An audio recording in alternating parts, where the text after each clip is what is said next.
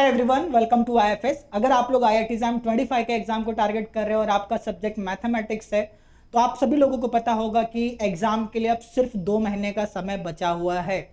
तो आज के सेशन में हम लोग डिस्कस करने वाले हैं, अगर आपके पास सिर्फ 2 महीने हैं तो इन 2 महीने में आपकी स्ट्रैटेजी क्या होनी चाहिए, आपको कैसे पढ़ना चाहिए, क्या करना चाहिए, क्या नहीं करना चाहिए, इन सारी चीज़ों को हम लोग डिटेल में डिस्कस करेंगे।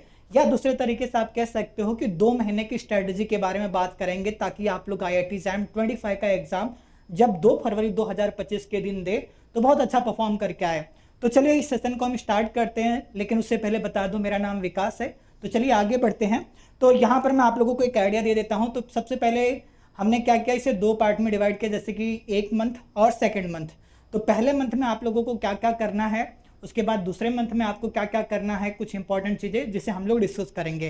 तो सबसे पहले स्टार्ट करते हैं कि फर्स्ट मंथ से, वो भी पहले वीक से। तो आपको सिंपली क्या करना है ना, अब इस 1 महीने में सारे सब्जेक्ट को आपको रिवाइज करना। तो सबसे पहले आप लोगों को क्या टारगेट करना है, लीनियर अलजेब्रा आप टारगेट कर सकते हो, बेसिक्स ऑफ रियल एनालिसिस, जैसे कि लीनियर में आपका मैट्रिक्स है, डिटर्मिनेंट है, सिस्टम ऑफ इक्वेशन है, आइगन वैल्यू, आइगन वेक्टर या वेक्टर स्पेस, ये सारे टॉपिक्स को आपको पढ़ना है।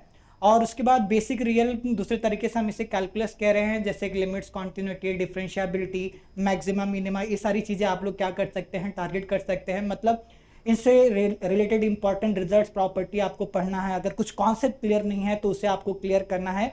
मतलब अभी से मान के चलते 2 महीने, तो लगभग हम कह सकते हैं कि 8 हफ्ते हैं हमारे पास। तो 8 हफ्ते आपको क्या करना है, इस पर हम चर्चा कर रहे हैं। तो हम पहले वीक से स्टार्ट किए हैं, मतलब आप मंडे टू संडे अपना वीक समझिए। तो आज से ही आपको ये सारी चीज़ें स्टार्ट कर देनी है। और उसके बाद आप लोगों को क्या करना है, जितना हो सके क्वेश्चंस की प्रैक्टिस करिए, चाहे पीवाईक्यू हो, प्रीवियस ईयर क्वेश्चन, रियल के, लीनियर के, आप लोगों को सॉल्व करना है। टॉपिक वाइज अगर आप सॉल्व करना चाहते हो टॉपिक वाइज भी करिए, ठीक है। देन ये तो हो गई पहले वीक की बात। अब अगले वीक में हम लोग बढ़ते हैं। तो अगले वीक में आप लोगों को क्या करना है, रियल एनालिसिस में जैसे सीक्वेंस एंड सीरीज है, कॉन्टिन्यूटी, डिफरेंशिएबिलिटी है, एडवांस कैलकुलस है, मतलब फंक्शन ऑफ सेवरल वेरिएबल है, या आप दूसरे तरीके से आप कह सकते हो application of integration, area volume, मतलब इंटीग्रल कैलकुलस आपको पढ़ना है। मतलब इनमें मान लीजिए कुछ आपका कॉन्सेप्ट क्लियर नहीं है तो उस कॉन्सेप्ट को क्लियर करिए, जो इंपॉर्टेंट रिजल्ट्स और प्रॉपर्टीज है उन्हें रिवाइज करिए, और उस पर बेस आपको क्या करना है, क्वेश्चंस को सॉल्व करना है। आप चाहें तो टॉपिक वाइज टेस्ट दे सकते हैं, मॉक टेस्ट दे सकते हैं। अगर आपको लगता है किसी स्टैंडर्ड बुक को फॉलो करना है तो आप उसे भी कर सकते हैं, ठीक है।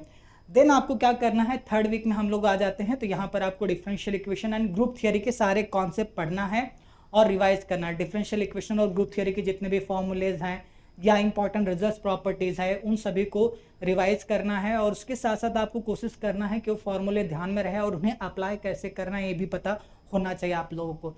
तो अप्लाई कैसे करना है ये हम लोग कैसे सीख पाएंगे, जब हम मैक्सिमम नंबर ऑफ क्वेश्चंस को सॉल्व करेंगे। जितना ज़्यादा आप क्वेश्चन सॉल्व करोगे उतना ज़्यादा आप लोगों को फायदा होगा।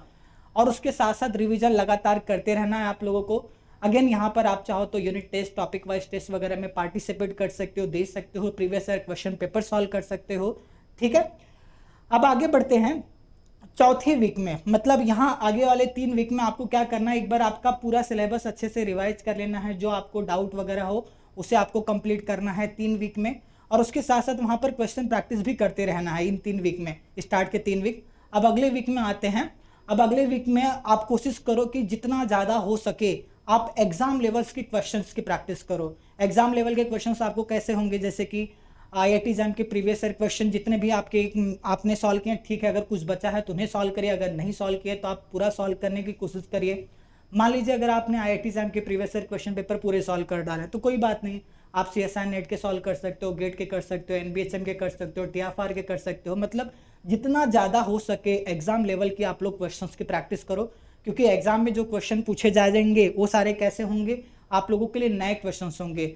और नए क्वेश्चन को कैसे सॉल्व करना है या उनसे कैसे लड़ना है, कैसे टैकल करना, हम लोग कब सीख पाएंगे, जब हम एग्जाम लेवल्स के क्वेश्चन को सॉल्व करेंगे, वो भी खुद से। तो आपको ट्राई करना है, भले से थोड़ा टाइम लगे कोई दिक्कत नहीं, आप खुद से सॉल्व करिए इन सारे क्वेश्चंस को, ठीक है। अब आगे बढ़ते हैं। अब अगला नंबर आता है वीक 5 का। वीक 5 में आप लोगों को क्या करना है, आप चाहें तो यूनिट टेस्ट दे सकते हैं, टॉपिक वाइज टेस्ट दे सकते हैं। और यहाँ पर आप लोगों को अपनी स्पीड को चेक करना है। मतलब थोड़ा सा एग्जाम से लगभग 1 महीना बचा होगा वीक 5 में जब हम एंटर करेंगे, तो उस वक्त ना आप लोगों को मॉक टेस्ट या यूनिट वाइज टेस्ट देना स्टार्ट कर देना चाहिए। जैसे आप चाहो तो रियल के 2 टेस्ट दीजिए, फुल लेंथ टेस्ट सिर्फ रियल के, लीनियर के 2 दीजिए, एक आप इंटीग्रल का दीजिए या 2 भी दे सकते हैं, ग्रुप थ्योरी का दीजिए, डिफरेंशियल इक्वेशन का दीजिए, ताकि वहाँ से ना आपको एक आइडिया लगे भाई 3 घंटे का एग्जाम है, 3 घंटे में इस पेपर को आपको सॉल्व करना है, आपकी स्ट्रैटेजी कैसे होना चाहिए। आप पहले सेक्शन ए से स्टार्ट करेंगे, बी से करेंगे, सी से करेंगे, तो एग्जाम में आपकी स्ट्रैटेजी क्या होनी चाहिए, इसका प्रिपरेशन आपको एग्जाम से 1 महीने पहले मतलब जनवरी मंथ में स्टार्ट कर देना है। ठीक है, 1 जनवरी से आपको स्टार्ट कर देना है। अगर आप लोग टेस्ट वगैरह में नहीं पार्टिसिपेट कर रहे हैं तो 1 जनवरी से डेफिनेटली आप लोगों को पार्टिसिपेट करना ही चाहिए, और जल्दी अगर आप कर पाते हैं तो बहुत बढ़िया होगा। ठीक है, देन आपको क्या करना है, और आप जब 6वें वीक में आएंगे तो कोशिश करिए कि हर वीक में एटलीस्ट 2-3 आप लोगों को फुल लेंथ टेस्ट देना है।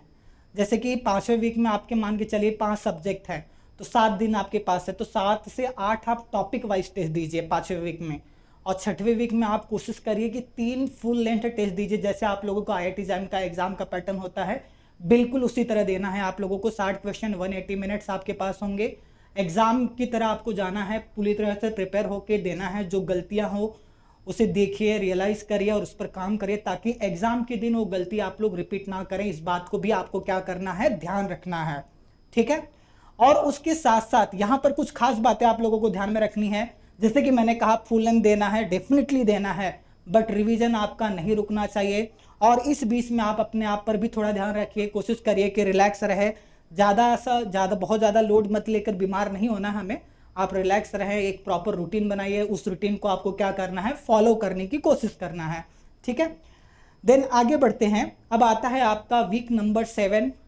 यहाँ पर भी आप लोगों को मॉक टेस्ट वगैरह तो देना ही है, बस आपको क्या करना होगा, एक बार यहाँ पर क्या कर सकते हैं आप लोग, एक बार यहाँ पर आप जैसे कि प्रीवियस ईयर क्वेश्चन पेपर है ना, एक बार फिर से देख लीजिए जो आपको लग रहा है, मतलब बहुत ज़्यादा नहीं तो पिछले 4-5 साल के पेपर एक बार फिर से सॉल्व कर लीजिए, ताकि एग्जाम से और ज़्यादा आप लोग फैमिलियर हो जाए, एग्जाम के नोटेशन से फैमिलियर हो जाए, एग्जाम में कौन सा नोटेशन यूज किया जाता है, किस टाइप का क्वेश्चन पूछा जाता है, ये सारी चीज़ें आप लोगों के मन में कोई भी इनको लेकर कोई भी डाउट नहीं होना चाहिए, सारा का सारा क्लियर हो जाना चाहिए।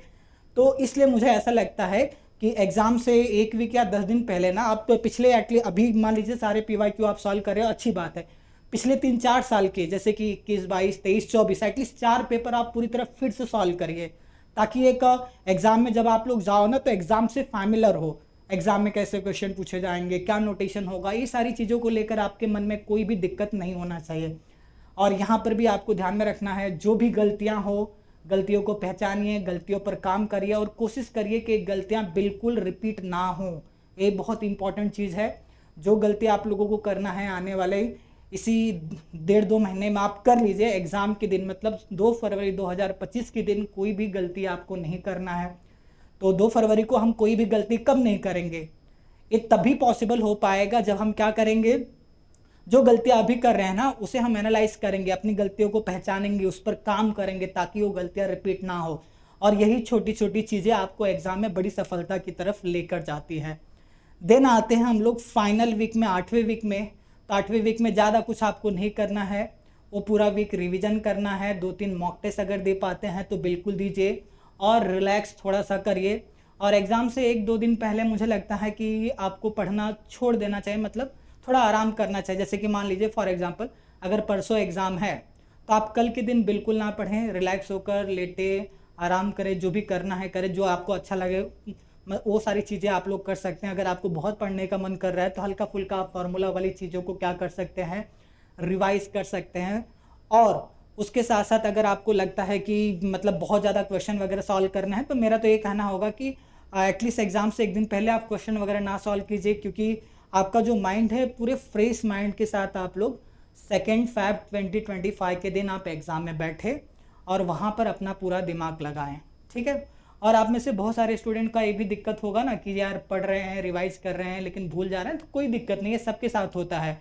आप ना रिवीजन में लगातार लगे रहिए, जब आप एग्ज़ाम में बैठेंगे वो 3 घंटे ना आपका दिमाग कंप्यूटर की तरह काम करेगा, मतलब सारी चीज़ें आप लोगों को रिकॉल हो जाएंगी, याद आ जाएंगी अगर आप अच्छे से मेहनत कर रहे हैं। तो किन बातों को आपको ध्यान में रखना है, revision, question practice, mock test, topic wise test. आने वाले 2 महीने में इसके अलावा आपको कुछ नहीं करना है। अगर मेरा ये कहना है, अगर कुछ छोटे मोटे टॉपिक छूटे हैं आप उसे पढ़ सकते हैं। अगर आपको लग रहा है कोई आपका एक पर्टिकुलर पूरा सब्जेक्ट छूटा है, जीरो से उसे स्टार्ट करना है, तो एक बार थोड़ा सा टाइम मैनेज करिए। ऐसा ना हो कि उसे करने के चक्कर में बहुत सारी चीज़ें आप लोग छोड़ जाएं। ठीक है, तो इस बात को भी आपको ध्यान में रखना है। तो रेगुलरली रिवाइज करते रहिए, क्वेश्चन प्रैक्टिस करते रहिए, सारे PYQ सॉल्व करिए। और क्वेश्चन प्रैक्टिस PYQ सॉल्व करते वक्त आप कहीं से भी सोल्यूशन मत देखिए, खुद से सॉल्व करिए। जब आप खुद से सॉल्व करेंगे तो ही जाकर आपको फ़ायदा होगा, इस बात को आप लोग ध्यान में रखना। और काउंटर एग्जाम्पल पर भी आप काम करते रहिए, क्योंकि काउंटर एग्जाम्पल भी काफ़ी इंपॉर्टेंट रोल प्ले करता है आपके एग्ज़ाम में। ठीक है, और ये रहे हमारे IIT जैम के टॉपर। उम्मीद करता हूँ कि अगली बार यहाँ पर एक फ़ोटो आपका भी होगा। तो बस आपको क्या करना है, अपनी प्रिपरेशन में लग जाना है ताकि अगला फ़ोटो आपका भी यहाँ पर हो। उम्मीद करता हूँ कि आप में से बहुत सारे लोगों का यहाँ पर फ़ोटो डेफिनेटली आएगा, अच्छी रैंक आप लोग लेकर आओगे। तो उसके लिए ज़रूरी है 3 चीज़ें, question practice, mock test, topic wise test. तो इसी बात को ध्यान में रखते हुए हमने कुछ फ्री कंटेंट आप लोगों के लिए रखा है। जैसे IFS कैप में आप लोगों को 100 से ज़्यादा टॉपिक वाइज टेस्ट मिल जाएंगे बिल्कुल फ्री।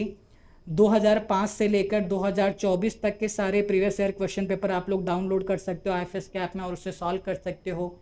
पेपर एनालिसिस देख सकते हो, कट ऑफ देख सकते हो, एग्जाम से रिलेटेड छोटी से बड़ी कोई भी जानकारी आप लोगों को चाहिए IFS कैप में बिल्कुल फ्री मिलेगा आप लोगों को। और सबसे इंपॉर्टेंट चीज़, रैंकर्स की स्ट्रेटेजी आप जान सकते हो। अब बात आती है रैंकर्स की स्ट्रेटेजी का मतलब क्या है।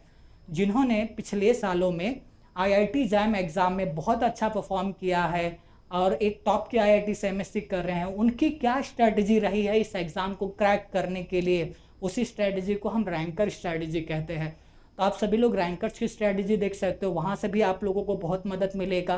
तो ये सारी चीज़ें IFS कैप में बिल्कुल फ्री है। अगर आप लोगों ने अभी तक IFS कैप नहीं डाउनलोड किया तो कर लीजिएगा। उसके लिए आपको क्या करना होगा, प्ले स्टोर से IFS कैप डाउनलोड करना होगा, अपने आप को रजिस्टर करना होगा। रजिस्टर करते वक्त आपसे एग्ज़ाम पूछा जाएगा, तो आपको एग्ज़ाम क्या सेलेक्ट करना है, IIT जैम मैथमेटिक्स। तो चलिए आज के सेशन में इतना ही। अगर आप लोगों को सेशन अच्छा लगा हो तो लाइक ज़रूर करिएगा, और अगर आप लोग चैनल पर नए हैं तो चैनल को सब्सक्राइब कर लीजिएगा ताकि नए वीडियोस आप लोगों को मिलते रहे और नए लेक्चर्स भी आप लोगों को मिलते रहे। तो चलिए फिलहाल के सेशन में हम लोग यहीं पे रुकते हैं। So thank you so much.